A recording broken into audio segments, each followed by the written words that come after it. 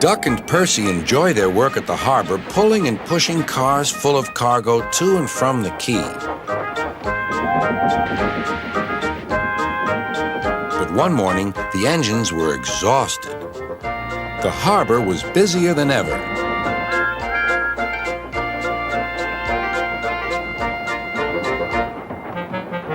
Sir Topham Hatt promised that another engine would be found to help them.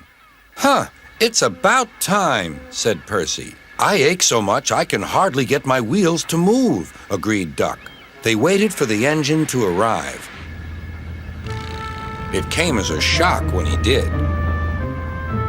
"Good morning," squirmed Diesel in his oily voice. The two engines had not worked with Diesel for a long time. "What are you doing here?" gasped Duck. "Your worthy Sir Topham Hatt sent me. I hope you are pleased to see me again. I am to shunt some dreadfully tiresome cars." "Shunt where?" said Percy suspiciously. "Where? Why, from here to there," purred Diesel, "and then again from there to here. Easy, isn't it?" With that, Diesel, as if to make himself quite clear, bumped some cars hard. "Oh!" screamed the cars. "Grrr!" growled Diesel. Percy and Duck were horrified. They did not trust Diesel at all. They refused to work and would not leave their shed. Sir Topham Hatt was enjoying his tea and iced bun when the telephone rang. "So there's trouble in the harbor yard? I'll be there right away."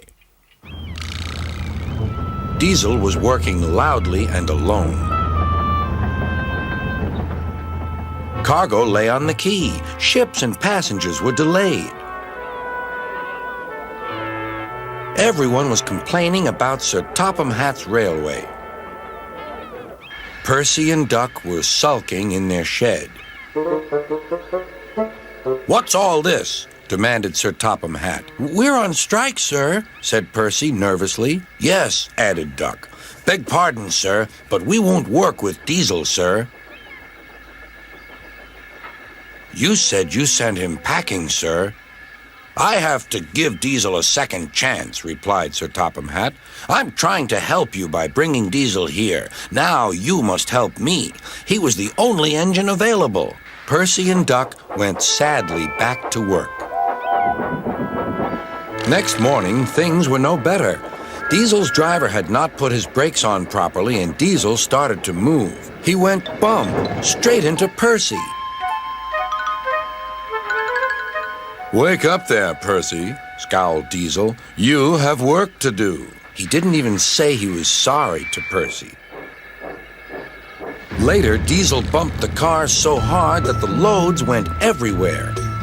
"What will Sir Topham Hatt say?" gasped Percy. "He won't like it," said Duck. "So who's going to tell him, I wonder? Two goody-goody tattletales like you, I suppose?" Percy and Duck did not want to be tattletales, so they said nothing. Diesel, thinking he could get away with his bad behavior, was ruder than ever. Next day, he was shunting freight cars full of china clay. He banged the cars hard into the buffers, but the buffers weren't secure. The silly cars were sunk. Sir Topham Hatt heard the news. The cars were hoisted safely from the sea, but the clay was lost. Sir Topham Hatt spoke severely to Diesel. "The harbor master has told me everything. Things worked much better here before you arrived. I shall not be inviting you back. Now, Duck and Percy, I hope you won't mind having to handle the work by yourselves again." "Oh, no, sir. Yes, please, sir," replied the engines. Whistling cheerfully, they puffed back to work, while Diesel sulked slowly away.